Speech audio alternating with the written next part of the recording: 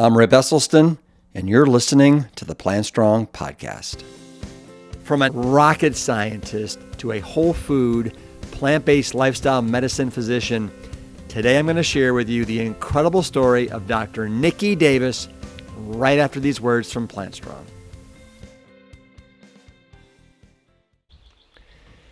If you are ready to revolutionize your meals and take charge of your health, I have some exciting news for you.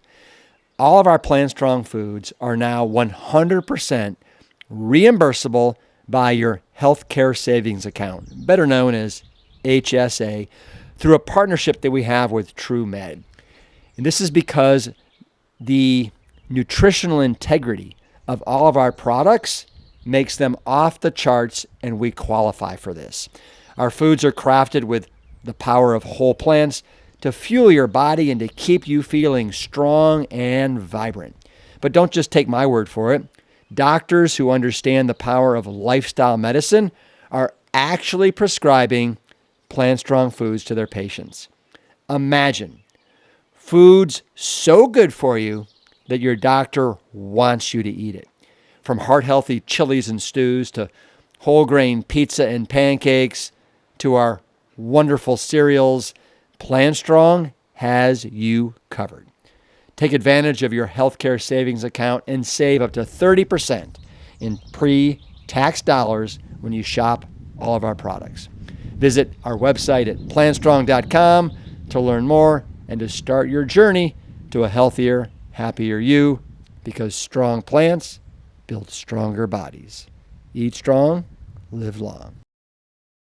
I'm at the farm in upstate New York, and that's why you may hear the birds in the background.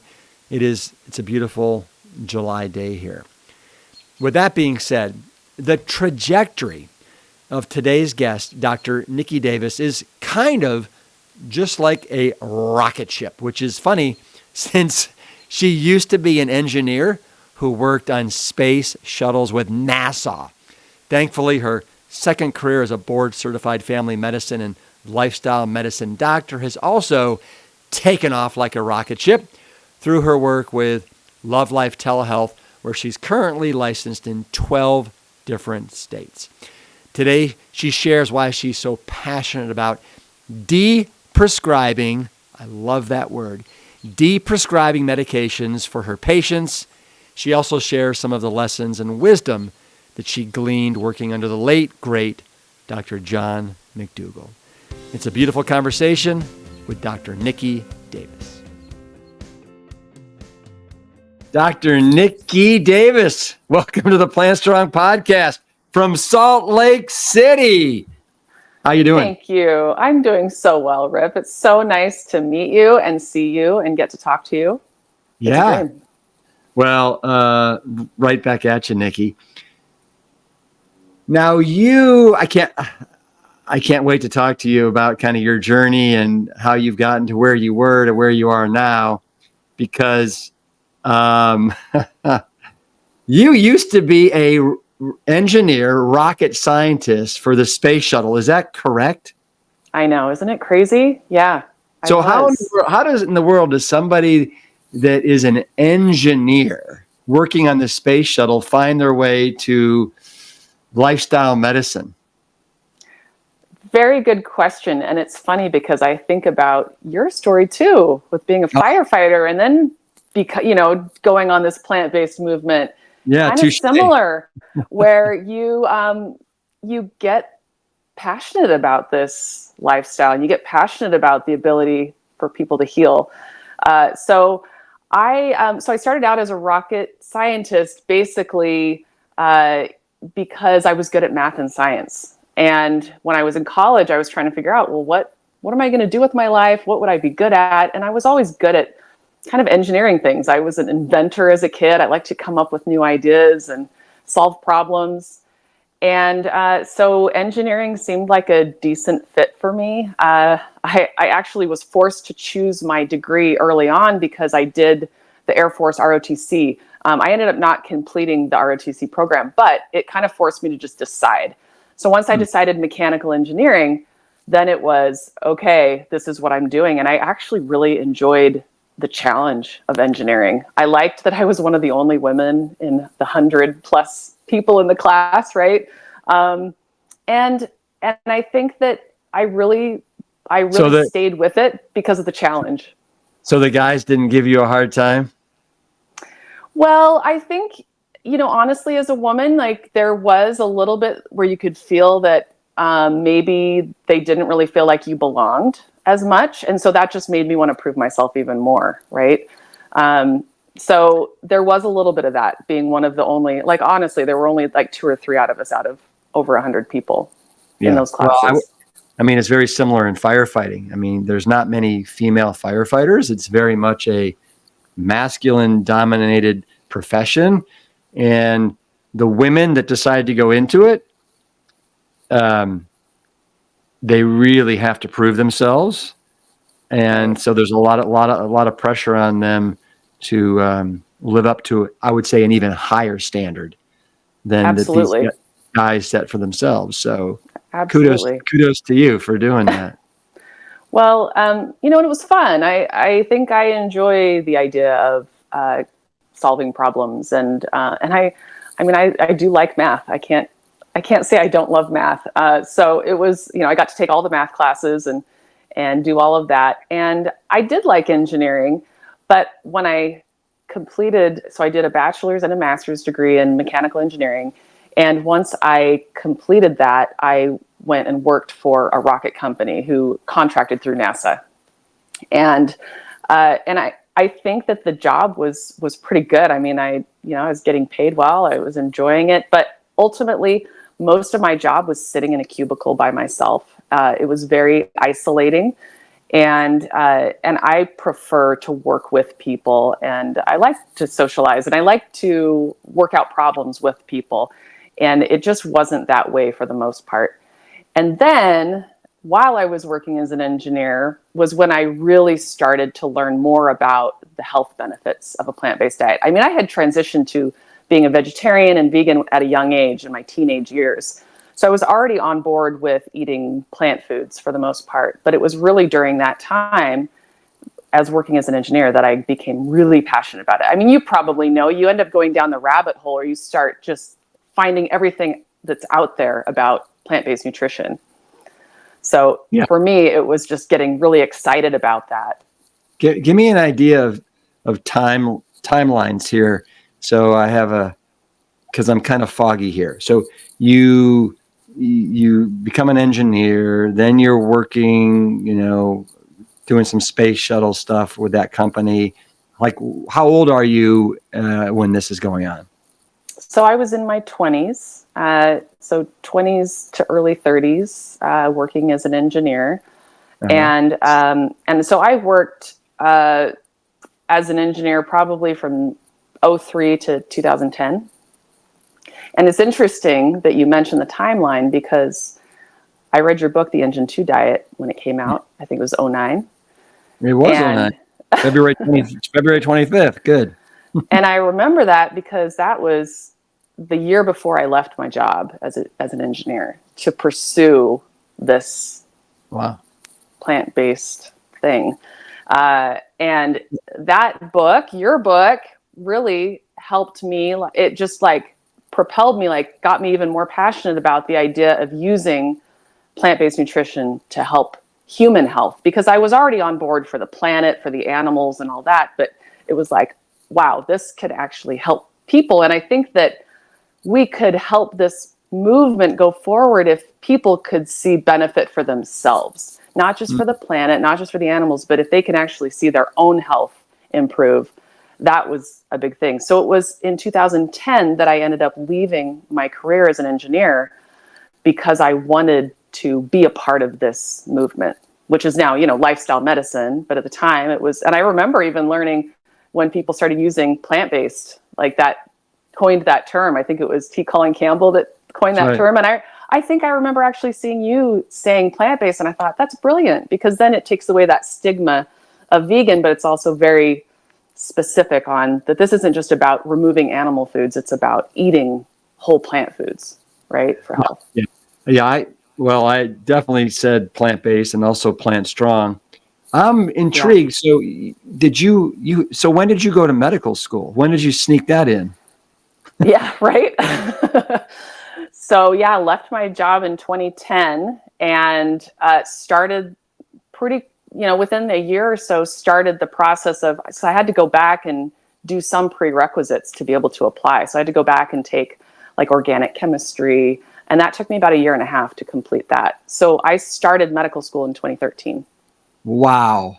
And interestingly, in 2013 was when Dr. John McDougall wrote The Starch Solution, and that came out. And then that, on top of your book, that was what really showed me this is what I want to do with my life. I want to be this kind of a doctor. I want to help people get well using plant-based nutrition, and being able to see that someone else was able to do it and be successful at it. That's and I was already on that trajectory. The whole reason I went to medical school was because I wanted to become a plant-based doctor who helped people get well through nutrition.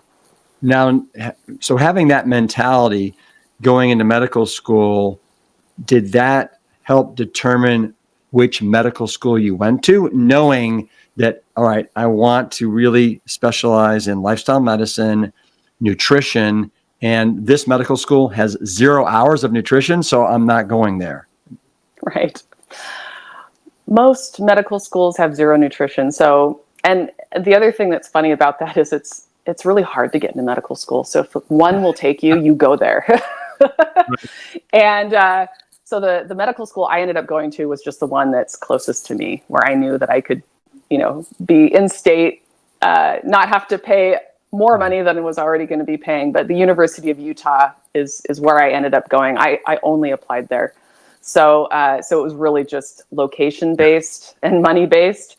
But knowing that I was going to be getting a conventional education, right? And I wanted that though. I wanted to see what are doctors doing? How are they treating patients? Get that background.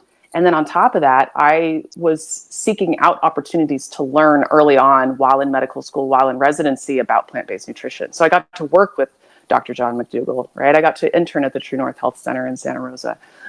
So seeking out those kind of opportunities, because I knew I wasn't going to be getting nutrition training in medical school. So did you get into many arguments with your professors in medical school? No, because you want to graduate. And I think, in fact, I did have one time where one of my supervising physicians asked me, is type 2 diabetes reversible? And I knew that she was trying to get me to say that it was not, that it was just manageable. But I already knew at that point that it was absolutely reversible. And I've proven it to myself over and over again, because I see patients all the time where we're able to reverse their diabetes completely, getting them down, not even into the pre-diabetes range, but into the normal range.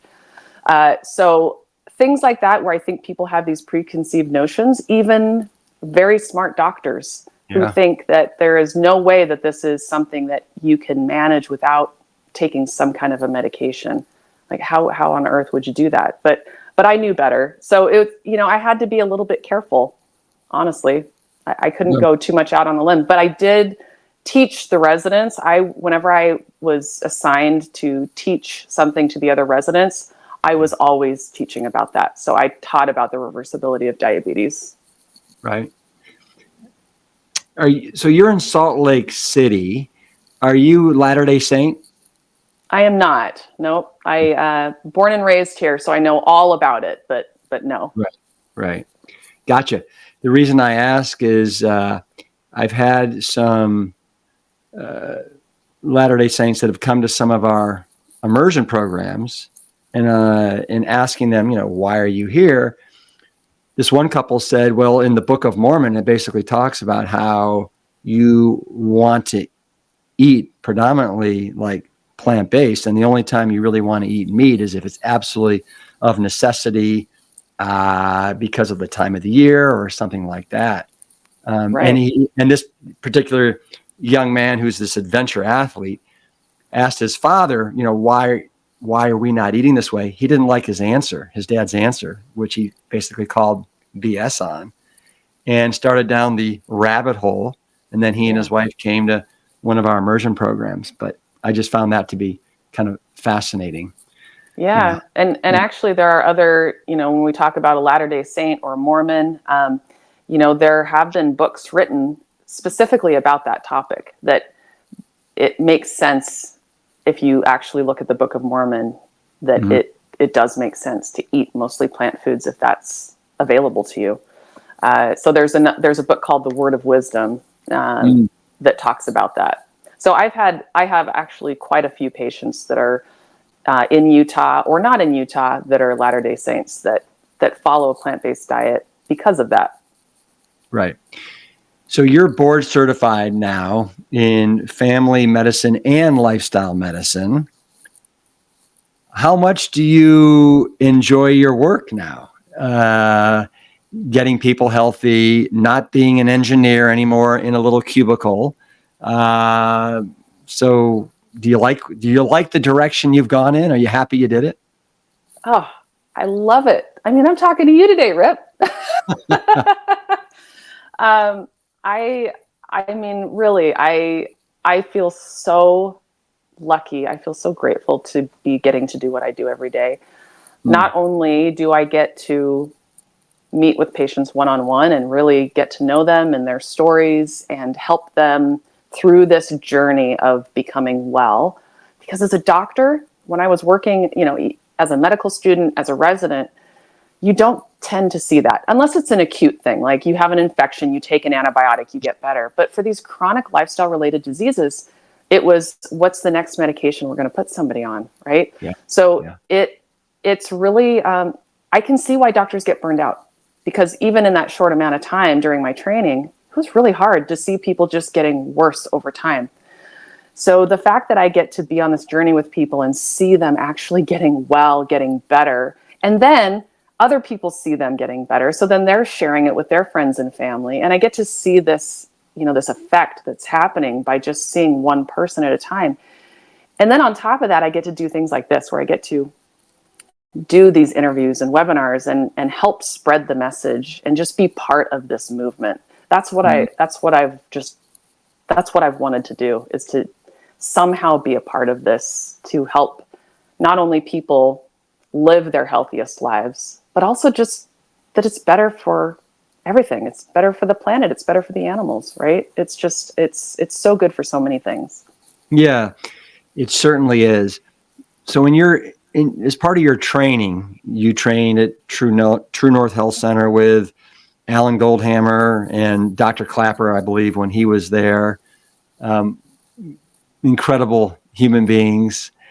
Yes. Both of them. You also have trained with Anthony Lim and then the late Dr. John McDougall. I'd love for you to just talk for a sec, like, what was it like training under John McDougall? Okay, I'm going to try not to get emotional because it's so new since he's passed. But I just feel so grateful that I had a chance to work with him in person, back when he was doing his in-person medical programs in Santa Rosa, California. I had a chance to work with him as a medical student, and to be able to see not only what he did, his presentations, but also he worked with the patients at that time, where he was working one-on-one with patients, and the things that he was talking to people about and telling them, I soaked up all of that. And it was so inspiring to see someone be able to help people in that way. And in a pretty short amount of time too. We're talking that these programs were 10-day programs, and you were seeing pretty significant improvements, people getting off insulin pumps, and, people's arthritis finally starting to improve after years and years. So after those 10 days, getting to really see, not only getting to follow Dr. John McDougall and getting to see what he does and how he works, but also seeing the many, many people be able to follow this way of eating. I mean, and then get better over time. And his program was buffet style. The food was just there, and you could eat as much as you wanted. I mean, people were going back for seconds and thirds. and Uh-huh. still seeing improvement, right? So it was never about restriction. It was never about portion control. It was just eating the right kinds of foods, focusing on that, and people did wonderful. So it was just really great to see the kind of doctor that I wanted to be. So that, I mean, and that 10 days that I got to spend with him as a medical student, really, that clinched what I wanted to do. That was what I wanted to be and what I wanted to do. And I couldn't wait. And I even remember asking him, I said, I'm only in medical school now. Do I really need to finish all of residency? Couldn't I just do my intern year and then, and he said, you want to be able to be with the patient and actually treat the patient. You need to do all of it. And he was trying to get me to do internal medicine because he thought internal medicine was better than family medicine. And I said, okay, well, I'm still going to do family, but he thought it was really important to actually go through it to become a board certified physician so that you had that respect and authority and people would listen to you by going through the entire program. Mm-hmm. How in the world, as a medical student, did you find your way into one of John McDougall's 10-day programs? Well, I left my career as an engineer because I wanted to follow this path. I wanted to become a physician that could help people through plant-based nutrition. And so when I started medical school in 2013, I immediately started reaching out to some of these people that were already doing this kind of work. And so it was Dr. John McDougall, it was Dr. Neil Barnard. I tried to get on with him. I couldn't make my schedule work to actually work with him, but I wanted to in DC. And then True North Health Center, I wanted to work with Dr. Clapper and Dr. Goldhammer, Dr. Doug Lyle, Jeff Novick. And so I myself had to go and seek those opportunities early on. But for me, it was a benefit that I already knew that this was what I wanted to do when I was starting medical school. I knew I wasn't going to work in a typical family medicine office or in a hospital. This was the kind of work that I wanted to do. So I needed to get those opportunities. And so I searched around and found what I could and tried to squeeze it into my training. Mm-hmm. Mm-hmm. Did you get to meet or spend any time with Mary McDougall, John's wife? Yeah. I did. Yep.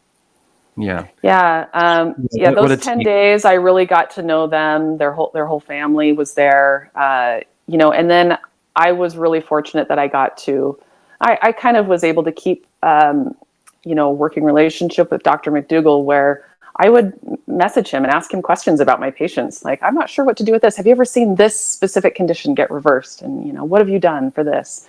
So I was able to have that. And then I went to the Plantation Conference last year where he spoke and was able to see him again and meet with him again. Yeah. Nice. So we have kind of bantered around getting patients off medications. The one professor that asked you at I think it was at medical school, if diabetes is reversible or is it manageable? And you said, well, you answered because you didn't want to get in trouble. No, right. Yeah, it's manageable, but we all know that it's in fact reversible. What about getting people off meds? Do you think she would have said that no, once you're on these meds, you're on these meds for life? Or, and I'd love for you to talk about anyway, medications, getting people off medications. How successful are you with getting people off of hypertension, diabetes, cholesterol? What's been your experience with that? As you call it on your website, de-prescribing medication. Right. I love that term. Yeah. I love it. I love de-prescribing. I think that it's one of those things that I've learned you have to do fairly early on, especially when someone is going from more of a standard American diet, very meat heavy diet, dairy heavy, lots of processed foods, to a whole food plant-based diet. They can see changes pretty quickly, and it can become dangerous because now you're being over medicated.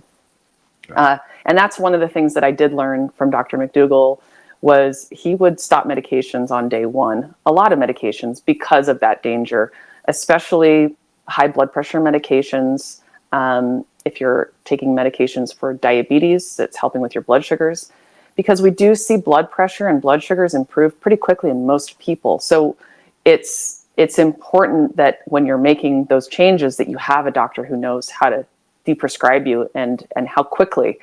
Because what I've found is I'll have patients come to me, through Love Life Telehealth, where they will say, my blood sugars keep bottoming out. I'm just eating all these sugar pills to try to keep my blood sugars up. I don't know what to do. And it's, well, as a regular doctor, you're not used to seeing somebody who's been diabetic for years and years and years suddenly get better, right? Their blood sugars are plummeting. And so we stopped, for this particular patient, I had to stop all of her insulin immediately because she was just bottoming out so quickly. And she had a great endocrinologist, someone who specializes in diabetes, but they're just not used to seeing that. And so I really like that my specialty, the specialty of the other doctors that I work with, is to help people through that transition. And a lot of times it is de-prescribing.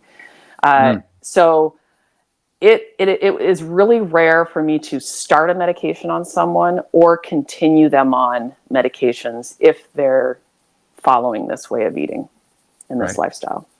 Right. So it's very, very common that I'm stopping or decreasing medications fairly early on. How exciting is that for these patients that have been on some of these meds for years to then all of a sudden to be able to come off of them? And I would imagine that for many of these people, there must be all kinds of side effects when you're taking these medications that are really like obnoxious. Yeah, absolutely. It seems to be so freeing for people, because not only is it annoying to have to take a ton of medications every day, right? Just the act of having to take those. And like you said, the side effects. But it feels like a lack of control. Like your only control with your disease is to take these medications like your doctor has prescribed, and that's it. Whereas with me, it's, okay, now let's give you back that control. Instead of relying on medications, which are they really doing much for you anyway? In some circumstances, they can do more harm than good.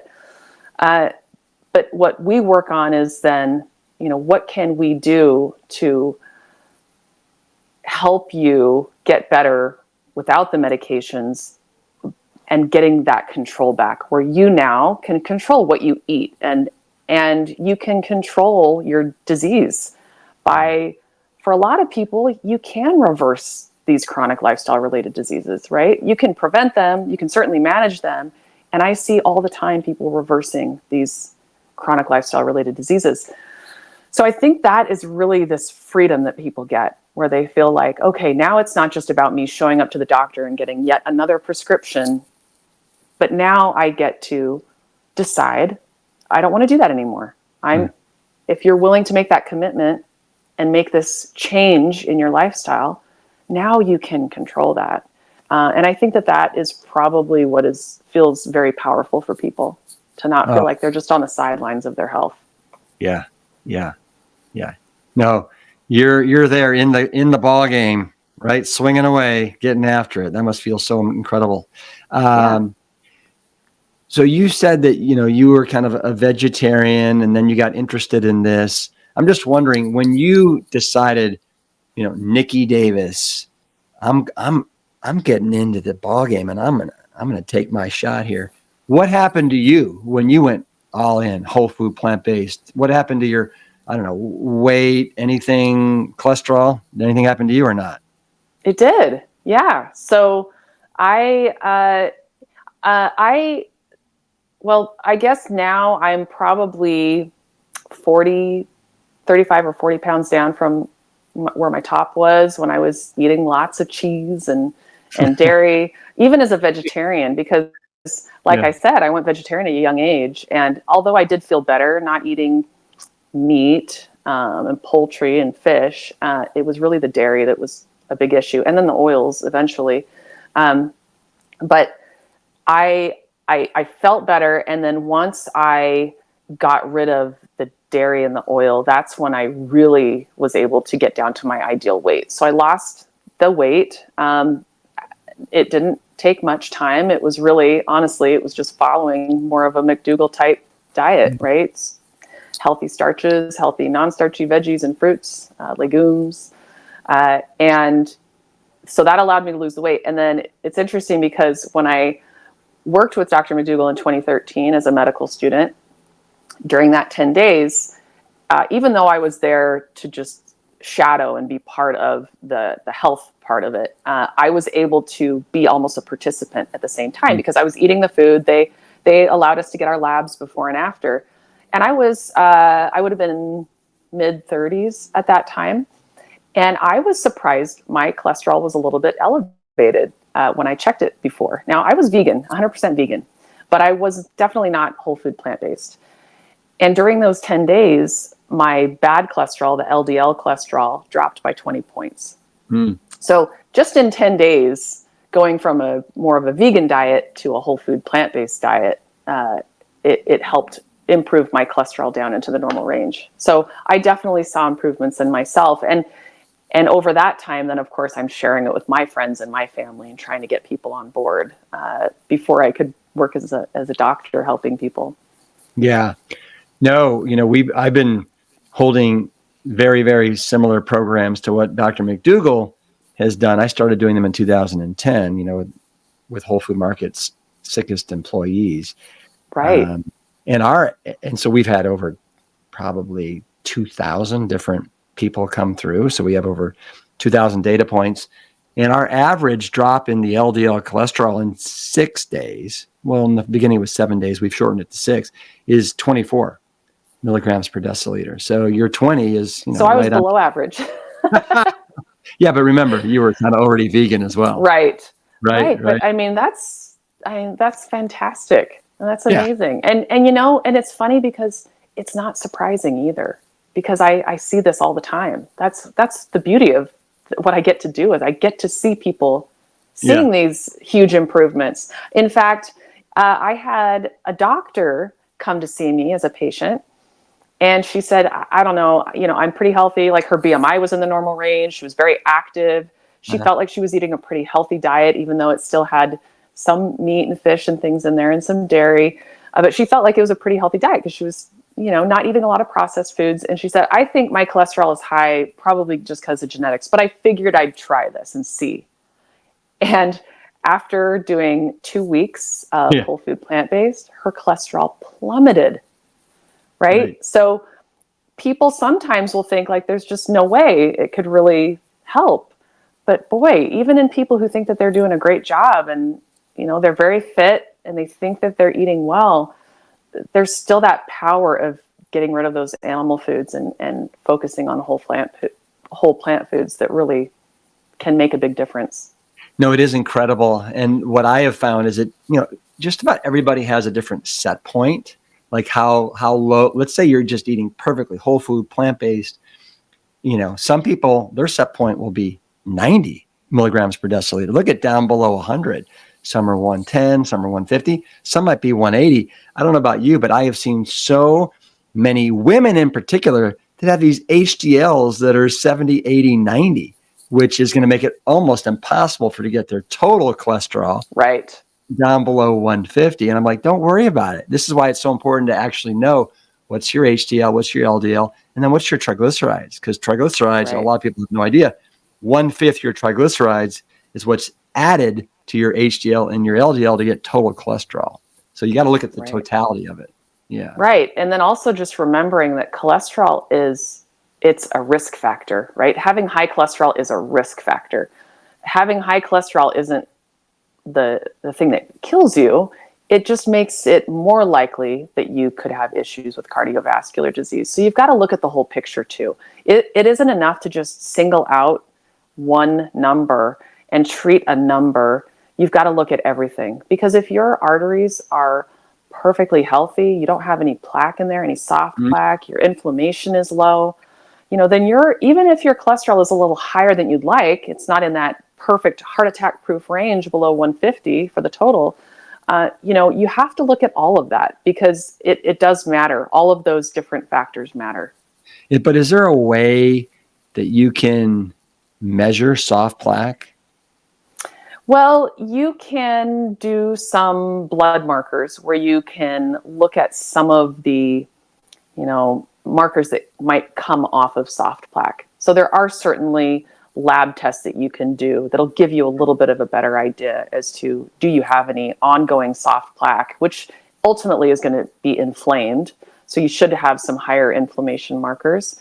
And it looks like there are starting to become maybe some tests that can start to measure soft plaque, but right now, for the most part, it's the hardened calcified plaque that we can see very clearly on imaging.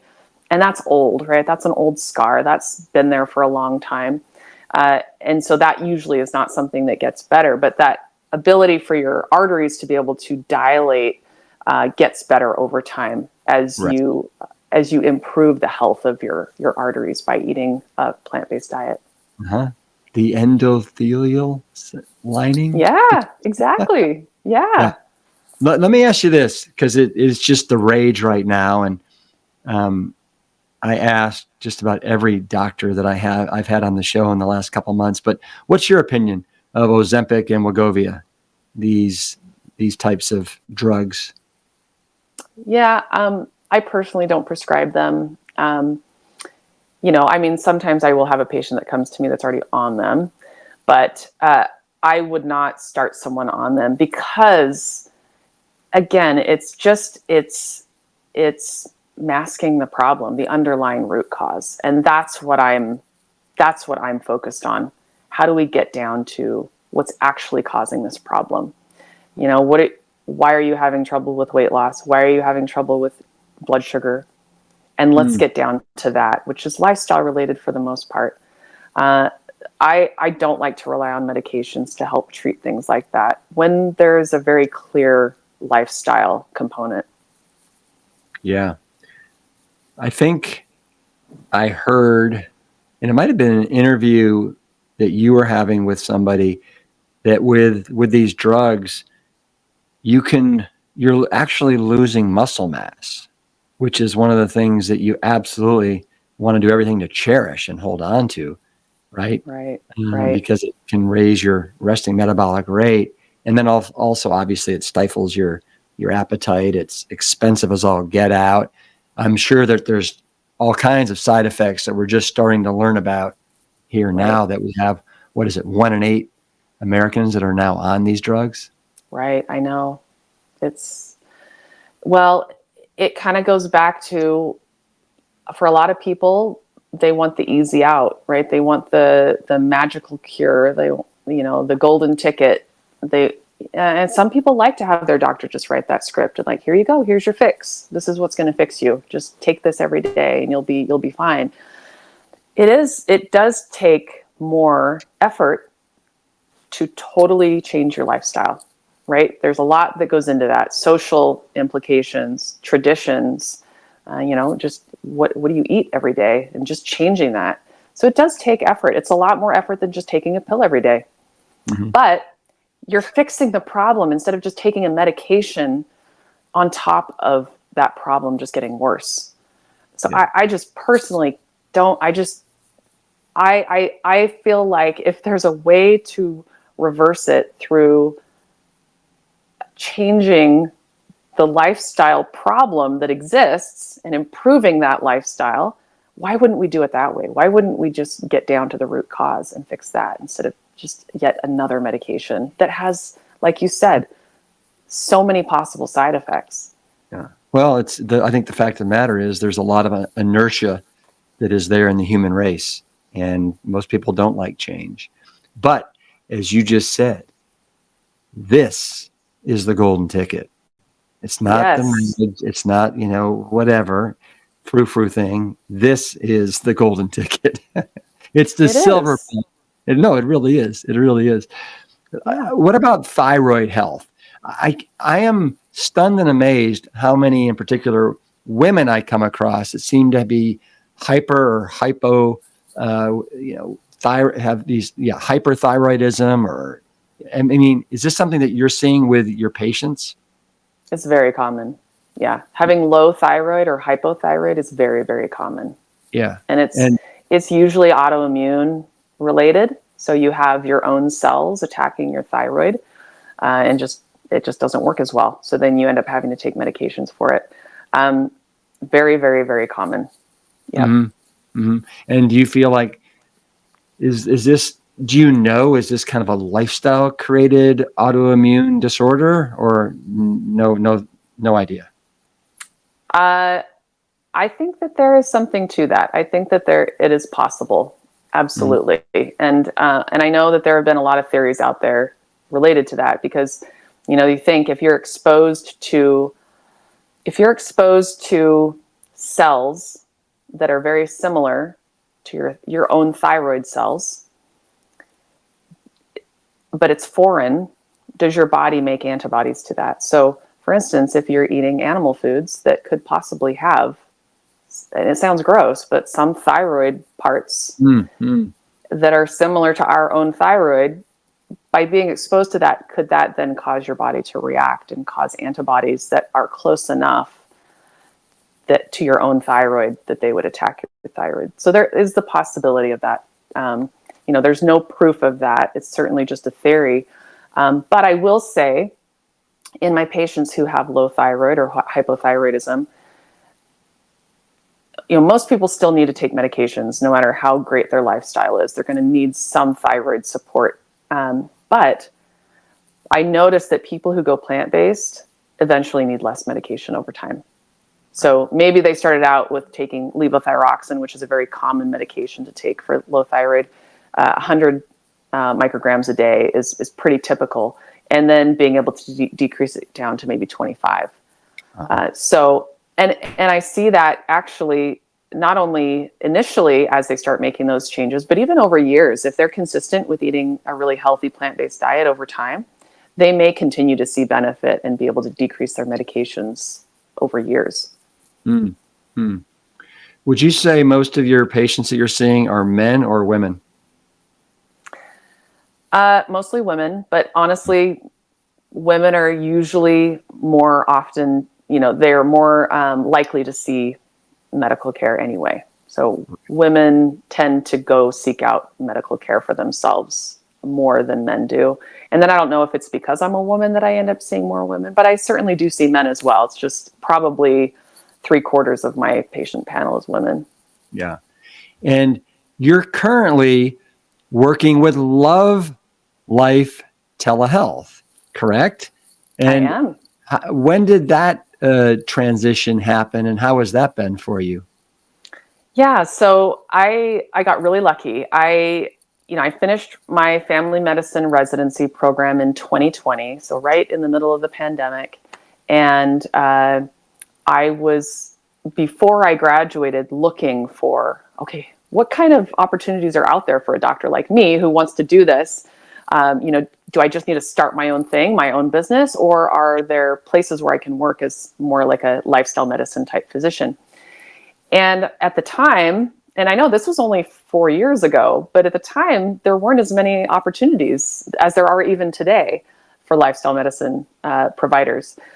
So I was looking around, and I was on, when I was at True North, working as an intern, I was on Chef AJ's YouTube show, showing her kind of what I was eating and my experience there and everything. And if I can interrupt you for a second. Yeah. You're a regular on Chef AJ's show. Like, was it the first of every month? First of every month. Incredible. And what are you usually making a dish or talking about thyroidism? What is it? Right. It's kind of all the above, whatever I want to do. So sometimes it's educational, sometimes it's Q&A. A lot of times I am cooking. So it's fun to be able to cook and share recipes. I try to share recipes that I personally make that are really easy. So yeah. So do you consider yourself a chef, or do you love to cook? I do like to cook, but and I do enjoy making more complicated recipes sometimes, but I also, when I cook, it's usually making really simple things, like throwing a bunch of things into the Instant Pot, you know, just having some rice and cauliflower together. So nothing too complicated because I'm busy. You know, I've got a little kid at home, and then I'm doing this all the time. So I try to keep things really simple. And so when I'm cooking on her show, it's usually showing that it can be simple. Yeah. And delicious. Yes. Simple is good for sure. Yeah. I made the most incredible stir fry last night. Oh my gosh. We'll get to it a little bit later. So we totally diverted because it was my fault. It was completely my fault. But if I'm going to bring you back, you were talking about how you found Love Life and you were on Chef AG, I think. And then something happened.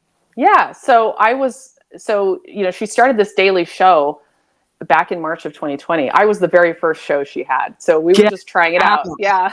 Wow. When I was at True North and I said, hey, I'm at True North right now. I think it'd be really fun for me to talk about my experience and show you kind of what I'm doing here. And she's like, yeah, I think we could make that happen. And so then we did it like very late at night because she was struggling to get everything working correctly. And it was like 10 o'clock. And she said, is it too late? Can we go live? Let's do it. And I was like, I'm in my pajamas, but yes, let's try it. And it worked. It was great. And so then since then, she started doing the daily show. Well, so I think within a week, she had Dr. Lori Marbus on her show, which I know you've actually had on your podcast before too. But Dr. Marbus was talking about this new plant-based telehealth platform where you could meet with a plant-based doctor. And I was like, this is it. This is what I want to do. So I reached out to them immediately. So because Chef AJ started doing this show, I was watching her show. And so I just happened to see Dr. Marbus do that. I think her show was maybe in April of 2020. So that's when I first learned about plant-based telehealth, which has been acquired and is now called love.life/telehealth. So I reached out to them and I said, hey, I'm graduating soon from residency. I really want to work as a doctor with you guys. And they were like, hold on, we just started. We're not ready to take on new doctors yet.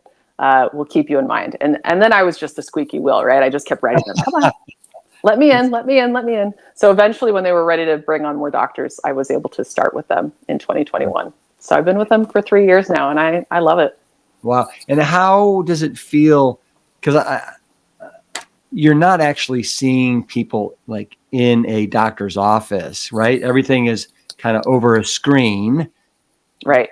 How does that feel? Did you ever see people in person, or is this the kind of medicine that you've been practicing since you kind of got out? Right. Got out. I love that because it felt like getting out of residency, like you're in prison. But yeah, when I got out, I immediately started working in telehealth. So I wasn't seeing patients in person, but honestly, it's because lifestyle medicine is kind of a niche still. And we, you know, as all of the doctors that I work with now, we want to make it accessible to everyone around the country and around the world.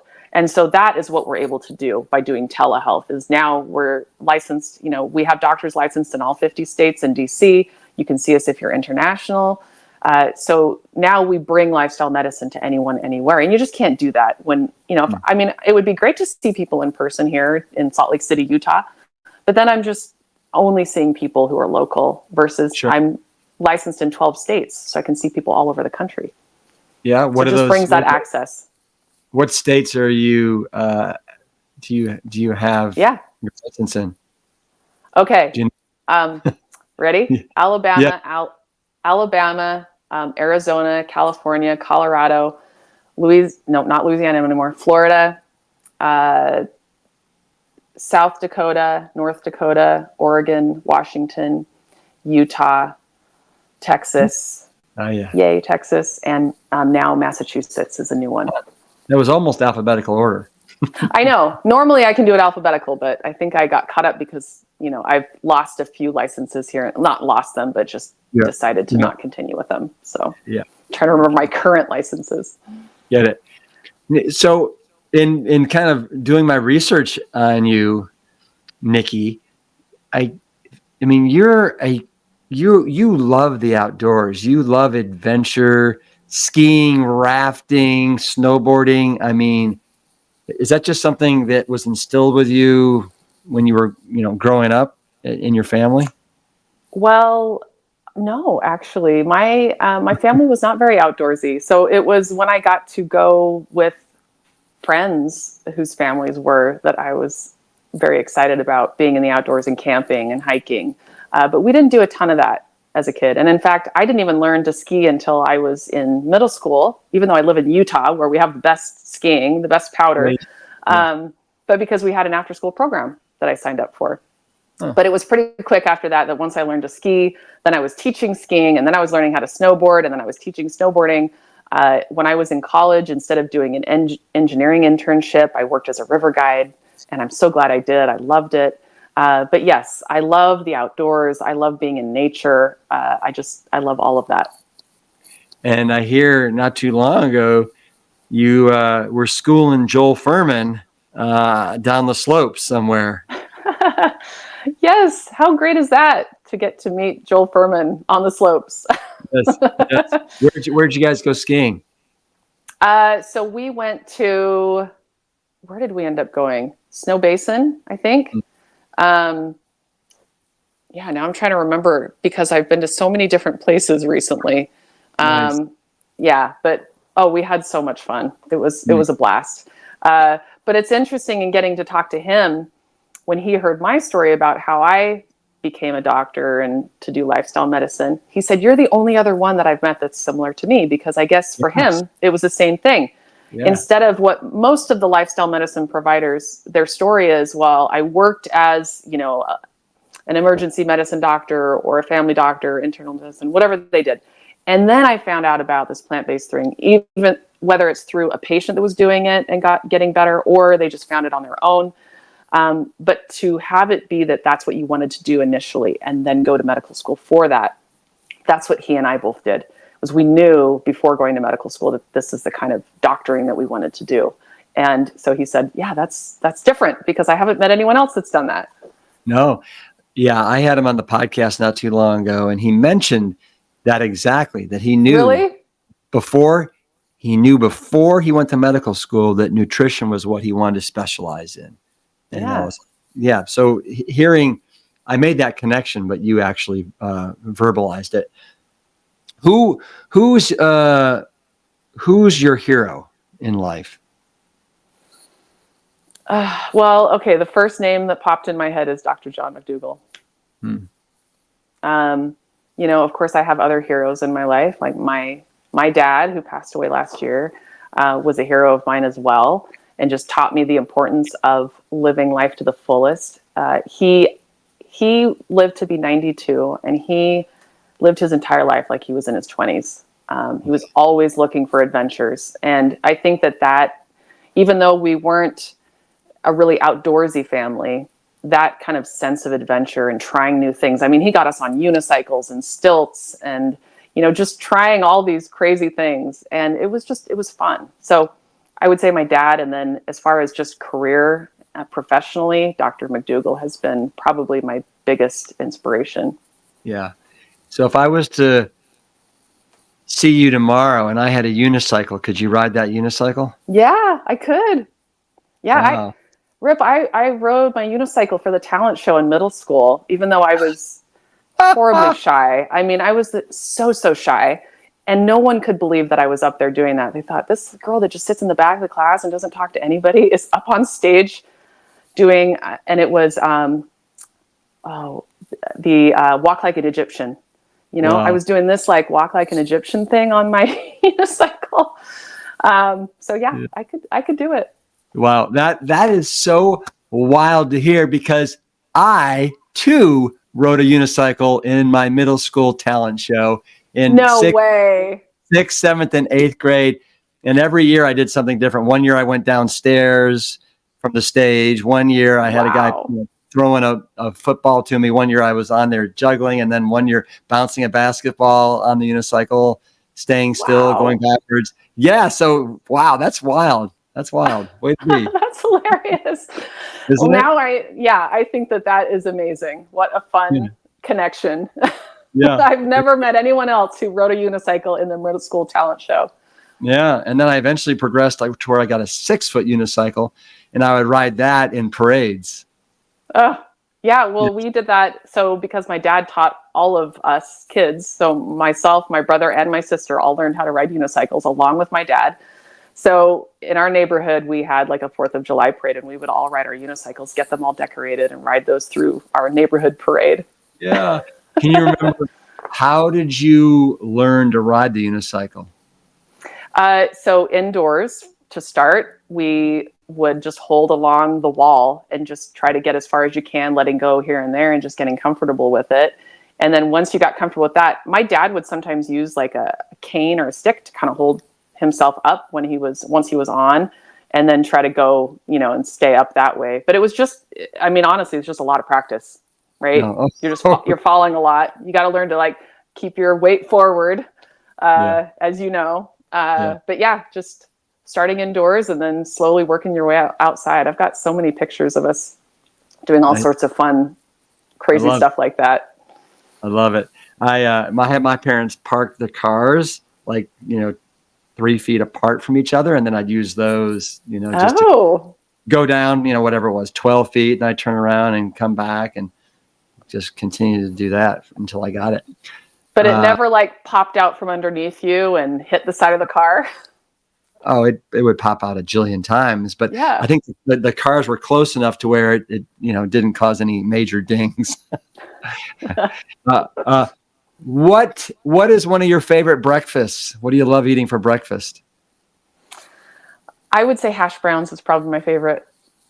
And in fact, the best hash browns I've ever had are hash browns that I make myself. So I will either shred or spiralize potatoes and then put them in like a panini press and get them all crunchy that way. Oh, it's the best thing you've ever had in your life. And then I add stuff on there like beans and tomatoes and, some shredded lettuce and some avocado, and it's delicious. Yeah. Yeah. Well, so know that I went through a lot of your Instagram feed, and I did notice that you're a big fan of not only the Rips Big Bowl cereal, woo woo, but you also love the Plant Strong pancake and waffle mixes. Yes, I do. In fact, I had those yesterday. And I think I saw that you guys use the same. I have this tiny little mini waffle maker. Yeah. I think I saw you using that. Yeah. I got it like at Target for $10 or something, and it makes the cutest little tiny waffles, and it's pretty non-stick already, so you don't have to add any oil or Pam or anything to it. But that's what I use, is the Plant Strong waffle mix, and my son and I make those all the time. We love them. And then yes, the big bowl, and then I love your granolas too because they're oil-free, which for a long time it was impossible to find granola that was oil-free or honey-free. Yeah. So yeah, I love all the granolas too. Yeah. No, I'll get back to what I was saying earlier. Last night I made a stir fry, and I did onions, I did mushrooms, I did bell peppers, I did tempeh, I did tofu, broccolini, and then what I did at the very, very end, after everything was just the way I wanted it, and I did the onions first, and I sauteed them just how I wanted them, put them into a bowl. Then I did carrots. Then I did carrots and the broccolini. I like my carrots soft, so I did those separately. Got those to where I wanted them. Did a lot of water in there to kind of like steam them to get them cooked. Then put that into a bowl, and then I did the mushrooms separately, and then I did everything separately. Put it all together, and then I put in. Have you ever tried our secret simmer sauces? We have a peanut curry. You take 2 of these little guys, put them in a 1.5 cups of water, whisk it, and it was incredible. I am so excited to try it because so I do a potluck here in Salt Lake City, a whole food plant-based potluck, and one of the women that comes brought me the peanut curry packet to try. So I haven't tried it yet. So I'm really excited to try that. So you're making me hungry because it's lunchtime here in Salt Lake City. So I'm like, okay, I'm already thinking about, I need to make this stir fry today. Oh yeah. You love traveling. Tell me, where's the latest place that you've traveled that you just were like, oh, I love it here? Well, I've been really lucky to do a lot of traveling this year. So I did my first ever retreat, where I took people with me to Belize, Oh. and that was fantastic. The food was amazing. We did lots of adventuring, snorkeling, hiking to waterfalls, jumping into waterfalls. It was so much fun. And then I went to Italy. So in college, I did a study abroad in France for a year. I went to an engineering school there, and we did a reunion, a 25-year reunion this year. So we all met up in Italy, in Rome, and I also went through the Cinque Terre. I don't know if you've ever been there, but that's like one of my very favorite areas of Italy. It's these 5 little fishing villages along the coast that you can hike between, actually. But yeah, so those were my favorite trips so far this year. And then I'm going to be doing another retreat coming up in October in southern Utah. So, I live in Salt Lake City, and my mom and her husband live down in St. George, Utah, which is southern Utah near Zion National Park. And so I'm going to be doing a southern Utah women's plant-based retreat down there this October. And I only have one spot left, so maybe somebody will grab it. Yes. Have you ever been to the Narrows in Zion National Park? Yeah. Isn't that incredible? Yes. I've never been there, but I want to go. I just had a friend. He came back and he showed me photos. I'm like, I want to go. And I want to do the 27 miles, I think it was. Yeah, it's otherworldly. You feel like you're on some other planet. It's incredible. Southern Utah is just gorgeous. And I feel so lucky that I live in Salt Lake, which is a bigger city, but that I can drive pretty easily down and seeing all these red rocks down south. It's beautiful down there. Bryce Canyon, Zion Canyon is just gorgeous. And then Snow Canyon is a state park that's near there. That's really beautiful. Do you think, when was the last time you went to Sprouts for $5 Wednesday sushi night? I do that all the time. Yeah. It's great. Yes. Is that a national thing or just in Salt Lake? I think it must be because I've heard of other people doing it, going to Sprouts in other places too. But so sushi, I got to say, is probably one of the easiest ways to eat out as somebody who wants to stick to whole food plant-based, because it's rice and veggies, right? And no oil, no animal products. You can always get veggie sushi at a sushi restaurant. But I love Sprouts because on those days, they have really inexpensive sushi, and you can fill up on sushi. Oh yeah. If today was Wednesday, I would go buy Sprouts and get some. Today's Thursday, so I won't. I'll have to wait. You gotta wait. Yeah. I gotta wait. But it might be. Maybe it's Thursdays where you are. Okay, I'll check. Yeah. How much do you love your little dog? Oh, she's the best. What's Rip, I love that you know all these little details about me. It's so nice. Oh yeah. What's her name? Her name's Charlie. Oh. And she was actually a rescue from Texas. I don't know if you knew that. I did not know. I rescued her from the streets of Texas. I don't know where in Texas, but somewhere. But yeah, she was a street dog. And there was this nonprofit organization that goes around, because I guess in Texas, unfortunately, there are a lot of high kill shelters. They just don't have enough room for the animals. And so they end up having to euthanize them. So this nonprofit goes to these animal shelters that are overwhelmed, and they then take those animals, put them in foster homes, and then find homes for them in other states. So she came to me on a semi-truck. So they take this huge semi-truck that was donated to them, and they go all the way up to Washington. And so Utah's along that route from Texas. And they stop in this little tiny town in Utah where I went in the middle of the night to go pick her up. But yeah, and they do that like every 2 weeks. They'll take the dogs out of Texas and find them homes. Wow, that's so wonderful. When was the last time you went forest bathing? 2 days ago. Huh? And for the listeners that have no idea what forest bathing is that where you like get naked and you walk through the woods, or what do you do? Yeah, it is. It is. No. Oh, you had me fooled. Didn't you know that I was also an actress in a previous life? Really though, I was on the Price is Right I got on The Price is Right. I got to spin the Really? wheel. Yeah. Wow. But anyway, that's for another day. Okay. All right. But forest bathing, no. Honestly, all it means is that you're in the forest and you're just enjoying nature, which seems silly, but a lot of us don't get that all the time. Mm-hmm. It used to be that humans were in nature all the time, but now we're in little square buildings all the time. So forest bathing generally is just getting out into nature. So if you're going on a hike, you're forest bathing, right? You're getting out into nature. Now you can also go a step further where you can be more mindful while you're out in nature and just noticing things. Okay, what does that tree feel like? What does it smell like? What am I noticing? What animals am I seeing?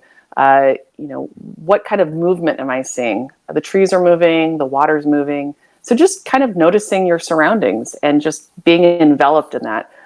I feel like for me, getting out into nature really helps me just feel, I don't know, grounded and peaceful. And, I'm busy. I'm sure you're extremely busy too.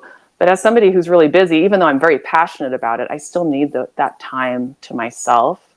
And getting out into nature helps me feel better. And so there are other countries where doctors will prescribe nature therapy or forest bathing to their patients to get them out and to get that, immersing themselves in nature, because it is really good for our mental health. No, hearing you say all that, I just have to tell you that yesterday morning, my wife and I, our backyard opens up to maybe 30,000 acres of green space. And there's this amazing creek that is like half a mile away. And so one of our favorite things in the world to do when the water's high is we put on just our bathing suits and then socks and running shoes and goggles. And then we run down there, and then there's stretches of a quarter mile where you can just swim in the water. And so you swim, then you get out and you run, and then you swim and you run, you swim and you run for like an hour and a half, 2 hours. So it literally is forest bathing. I mean, I feel like maybe you've done more forest bathing than I have, because you've actually been in a swimsuit in the forest. Yeah. I love that. I loved it too. Niki, I can't even tell you how excited I am to see you August 16th to the 18th in Black Mountain, North Carolina as part of PlanStock. You're going to be there with some of the Love Life Telehealth team, correct? I am. So I am so excited to get to meet you in person, Rip, and then the rest of your family and all the other amazing speakers that are going to be there. I'm just thrilled to just get to be a part of that. And then hopefully whoever else is going to be showing up there, then come and say hi to me. So this is what you and I are going to do. As part of the talent show on the last night, you and I are going to ride the Unicycling. Wait, do you have more than one? More than one? I can't bring. Yes, because I don't know that I could bring mine on a plane. We'll figure it out. We'll make it work. So I'm gonna have to practice a little bit. So I'm ready. Practice up for sure. Yes. Niki, will you give me a Plant Strong fist bump on the way out? Boom. Hey, that was awesome. See you soon. Thank you. Wow. If nothing else, you should all definitely register for PlanStock just so you can see Niki and I in action on our unicycles. Thank you so much, Niki, for heeding the call to help others achieve optimal health on a whole food, plant-based diet. If you want to learn more about Dr. Davis and the states where she is licensed to practice, visit love.life/telehealth or visit her website, drnikidavis.com, and I'll provide a clickable link to both of these in today's show notes. Until next week, thanks for listening and sharing for all those who may benefit. We appreciate all of your support. And as always, keep it Plant Strong. The Plant Strong podcast team includes Carrie Barrett, Lori Kordowich, and Amy Mackey. If you like what you hear, do us a favor and share the show with your friends and loved ones. You can always leave a 5-star rating and review on Apple Podcasts or Spotify. And while you're there, make sure to hit that follow button so that you never miss an episode. As always, this and every episode is dedicated to my parents, Dr. Caldwell B. Esselstyn Jr. and Ann Cryle Esselstyn. Thanks so much for listening.